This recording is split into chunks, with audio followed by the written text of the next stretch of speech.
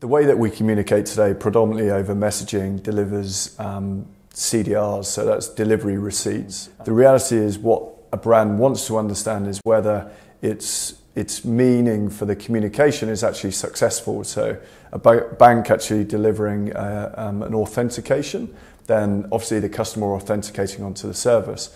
A brand, a retail brand sending a marketing message, them actually responding to that with the voucher code. What we do at Nexmo is actually start to use that via a conversion API. So we ask the customer to provide confirmation on when the service has been successful.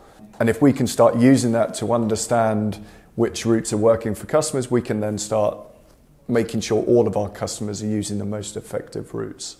In the future, the way we see it working is workflows. So a customer will come in and actually try and connect to us via a kind of SMS. What will happen is they may try and connect via a WhatsApp or a Facebook Messenger, and then we can set up the workflow in such a way whereby after 30 seconds, if the customer hasn't responded, it can deliver via an SMS.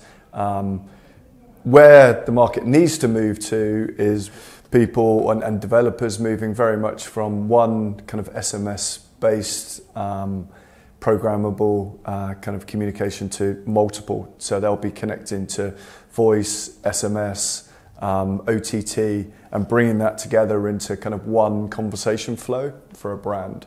There'll be more conversational comms, backwards and forwards, inbound and outbound, where a customer can communicate effectively with a brand and resolve that in 2 or 3 minutes over the handset as opposed to on a voice call. One of the new services is where a bot can actually measure the sentiment in real time. So if you imagine a communication is ongoing, whether it's via a voice call or messaging, a bot can actually detect how that person is kind of responding and how they're feeling.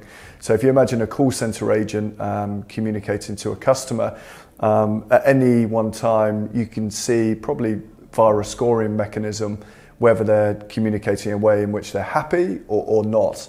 And if they're not, it may be a point at which the next available supervisor can join the call. The barriers in the market will dictate the services that are used.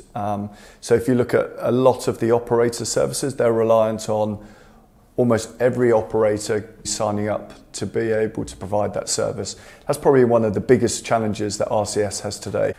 The reality is some of the new types of messaging and new types of communication, like integrating OTT with messaging, with voice, and these are the ways in which brands already kind of communicate and customers already communicate with each other.